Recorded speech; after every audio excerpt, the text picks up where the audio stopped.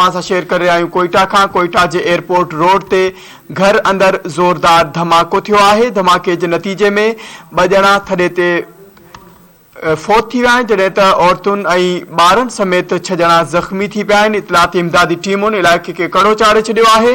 Rescue टीमुनि मूजिबि धमाको gas leak थियण सबबु थियो आहे।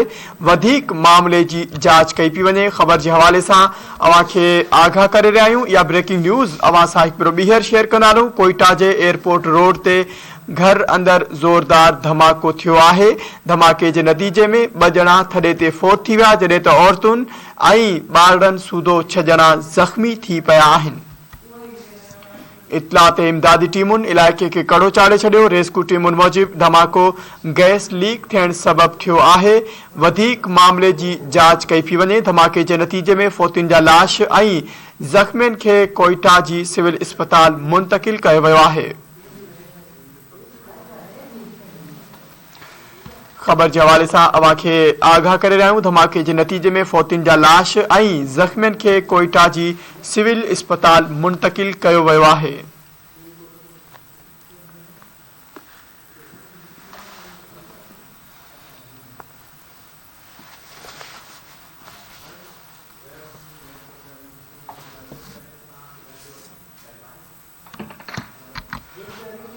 ख़बर जे हवाले सां अवां खे आगाह करे रहिया आहियूं। नाज़रीन, इहा ब्रेकिंग न्यूज़ अवां सां शेयर करे रहिया आहियूं। कोयटा खां कोयटा जे एयरपोर्ट रोड ते घर अंदर ज़ोरदार धमाको थियो आहे।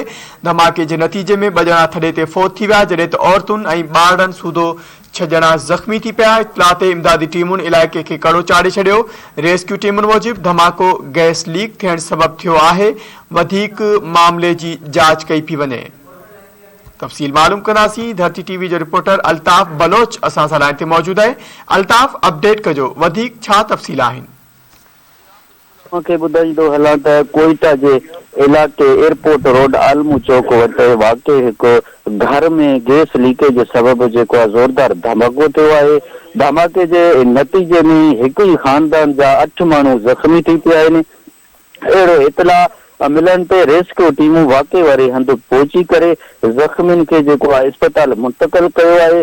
ज़ख़्मियुनि में ॿारड़ा, औरतूं ऐं मर्द शामिल आहिनि।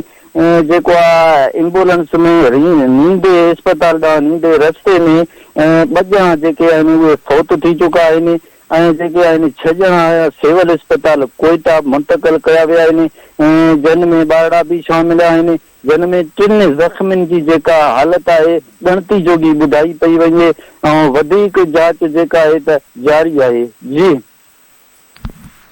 अपडेट करण लाइ अवां जी वॾी महिरबानी।